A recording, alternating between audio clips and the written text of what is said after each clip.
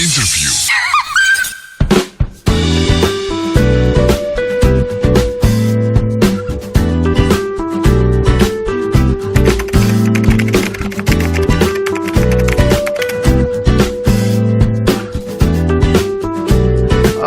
Kalau ngomongin soal awal broadcast, memang awalnya tuh saya kerja di radio dulu ya, gitu. Saya kerja di radio dulu, jadi saya lulus kuliah. Kemudian waktu itu di Solo ada bukaan sebuah stasiun baru. Kemudian saya ngelamar, kemudian diterima gitu. Nah diterima, kemudian di training selama 3 bulan, baru kemudian boleh siaran. Karena waktu itu radionya perubahan dari AM ke FM gitu, sampai akhirnya bisa siaran di radio gitu. Habis dari radio kemudian pindah mencoba untuk ke jalur yang lebih ini lagi, ke televisi gitu. Sampai sekarang berkelanjutan di televisi begitu. Waktu itu saya mencoba untuk TVRI Stasiun Yogyakarta dulu gitu ya, TVRI Stasiun Yogyakarta. Jadi di sana saya juga 2 tahun gitu. Bukan berarti ketika sudah bisa siaran radio terus kemudian bisa langsung siaran TV, enggak gitu ternyata. Jadi memang harus ada beberapa tahapan-tahapan gitu. Saya masih harus ikut training dulu, kalau nggak salah 3-4 bulan training untuk gesture, untuk mimik dan sebagainya, untuk pembawaannya secara visual. Kalau radio secara vokal mungkin sudah belajar di radio, sudah oke. Sekarang tinggal di TV itu, jadi trainingnya tinggal bagaimana pembawaan gesture, mimik dan sebagainya. Waktu itu di TVRI Stasiun Yogyakarta 2 tahun. Kemudian tahun 2002 saya pindah ke Trans TV waktu itu. Trans TV, tapi saya waktu itu nggak siaran. Jadi waktu itu jadi wartawan. Saya liputan, tim liputan, reporter. Jadi live report untuk beberapa kejadian semacam itu ya. Terus kemudian baru setahun di Trans TV baru dikasih kesempatan buat siaran. Karena waktu itu semakin banyak pertambahan jam tayang gitu, akhirnya banyak program baru, butuh penyiar-penyiar baru juga. Akhirnya beberapa reporter itu yang punya kemampuan untuk bisa siaran akhirnya dinaikkan ke layar untuk menjadi penyiar di Trans TV waktu itu. Pada waktu itu sih kita belum jadi anchor ya, karena kita waktu itu masih news presenter. Kemudian untuk kalau menjadi news anchor itu ketika sudah di Trans 7. Karena jadi news anchor itu adalah ketika kita benar-benar terlibat untuk mengurusi program itu. Mulai dari mengedit beritanya, menyusun beritanya, kemudian editorialnya kita olah sendiri. Tahapannya kan ada news reader dulu, kemudian news presenter, baru kemudian news anchor gitu. Jadi ketika news anchor itu punya kemampuan di bidang jurnalistiknya sudah lebih bagus ketimbang yang lain gitu, sudah lebih matang begitu. Kemudian baru bisa dikatakan sebagai seorang news anchor karena dia punya keterlibatan untuk mengurusi program. Sense of belongingnya terhadap program itu tuh dia punya gitu. Jadi nggak cuma baca aja tapi ngurusin dari kontennya, kemudian susunan beritanya dan sebagainya. Sebenarnya kalau suara itu nggak harus gini. Suara bagus itu belum tentu suara yang ngebas atau berat gitu ya. Suara cempreng pun sebenarnya kalaupun dia punya cara pembawaannya itu enak, otomatis juga enak didengar gitu. Jadi suara bagus itu tidak identik dengan suara-suara yang berat gitu ya. Suara cempreng pun yang banyak treble-nya pun sebaik itu pun sebenarnya juga punya penggemar tersendiri gitu. Setiap orang kan punya karakter. Tinggal bagaimana kita mengatur intonasinya, speednya, kemudian stressingnya bagaimana. Tinggal itu diatur itu aja. Tapi kalau karakter suara memang nanti kalau kita pembawaannya itu ngomongnya biasa pakai suara perut, itu akan lebih enak ketimbang kalau kita ngomong pakai suara dada gitu kan. Kalau suara perut kan suara dada itu cenderung melelahkan di leher dan juga di nafas gitu ya, terengah-engah. Tapi kalau nafas perut itu kayak penyanyi, itu nafasnya tuh bisa panjang, bisa enak gitu ngomongnya. Sebenarnya awalnya sih dari kecil ya. Dari kecil tuh saya sudah tertarik dengan dunia penyiaran. Awal itu berawal dari almarhum bapak gitu. Dulu sebelum kita itu anak-anak tuh tidur, diminta buat nonton yang namanya program Dunia Dalam Berita di TVRI. Jadi waktu zaman dulu kan TV cuma ada TVRI ya, jadul banget tuh. Jadi angkatan tua nih ceritanya.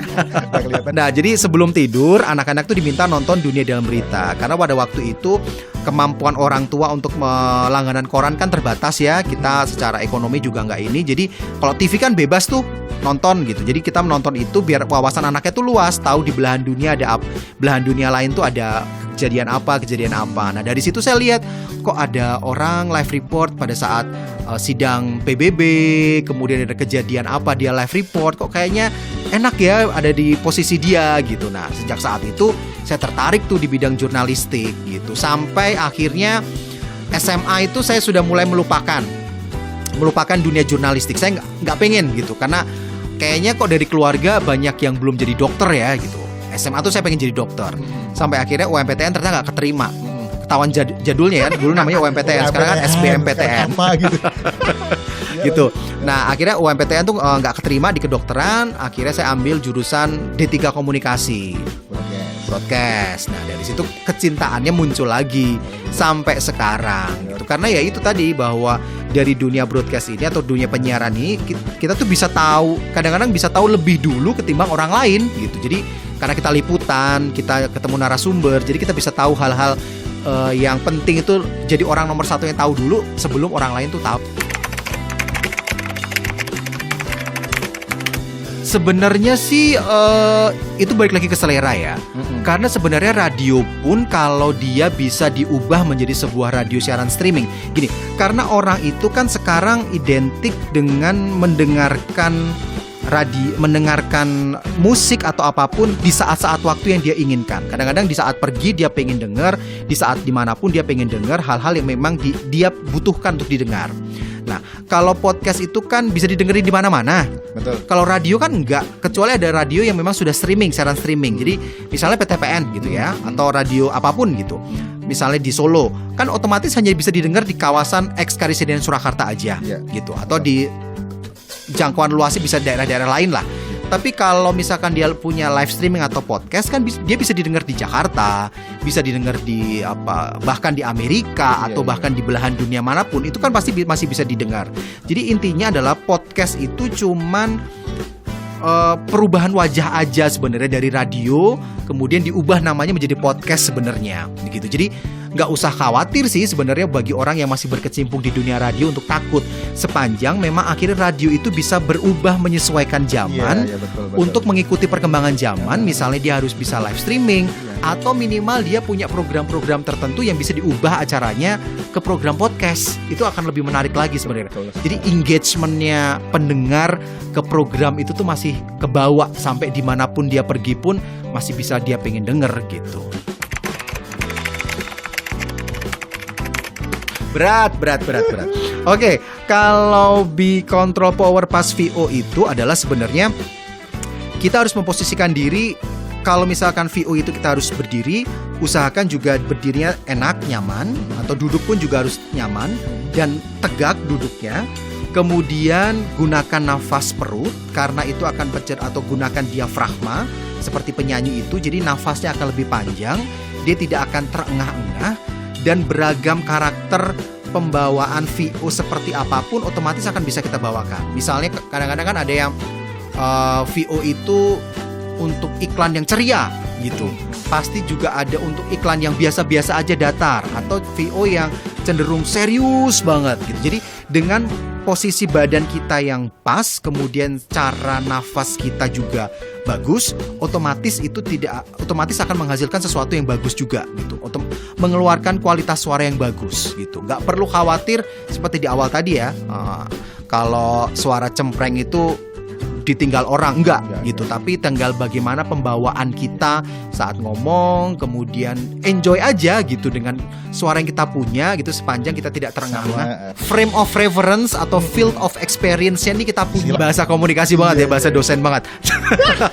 Memang kalau jadi penyiar ataupun orang yang bekerja di media terutama gitu, memang harus punya pengalaman-pengalaman hal lain yang harus dimiliki untuk memperkaya isi atau konten untuk muatan-muatan yang akan disampaikan ke orang. Jadi nggak hanya itu-itu aja, tapi dia punya background cerita lain di balik sebuah peristiwa itu. Intinya adalah kalau pengen jadi penyiar yang bagus atau itu ya kumpulkanlah berbagai macam informasi untuk memperkaya bahan apa yang kita omongin. Karena kan kalau podcast kayak begini kadang-kadang kita suka bingung ya, kita mau ngomong apa gitu. Kadang-kadang temanya ada, tapi kita bagaimana mengembangkannya itu agak susah gitu. Jadi kalau kita punya, seperti aku bilang tadi bahwa ada field of experience, frame of reference-nya itu banyak, otomatis temanya ini pasti yang diomongin akan banyak banget, mulai kesana-kesana. Tidak akan melebar kemana-mana, tetap fokus, tapi ceritanya itu bisa beragam gitu.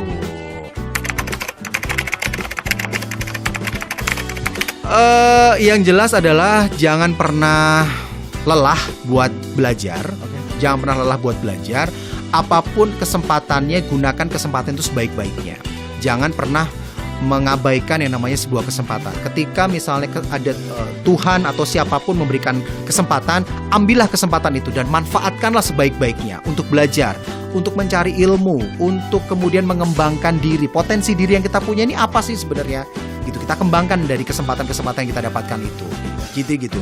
Jadi ketika kesempatan sudah datang, kita ambil, kemudian kita manfaatkan sebaik-baiknya, otomatis nanti akan hasilnya atau resultnya itu akan mengikuti gitu. Karena hasil itu tidak akan pernah mengkhianati usaha kan. Jadi sepanjang kita sudah berusaha sebaik mungkin, otomatis pasti hasilnya itu akan mengikuti. Oke, terima kasih juga. Semoga bermanfaat apa yang saya sampaikan tadi. Amin. Maaf kalau ada salah kata ya. Siap. Terima kasih ya Mas Alfian. Oke. Sampai ketemu lagi. Sampai ketemu lagi. Bye. Bye. Interview.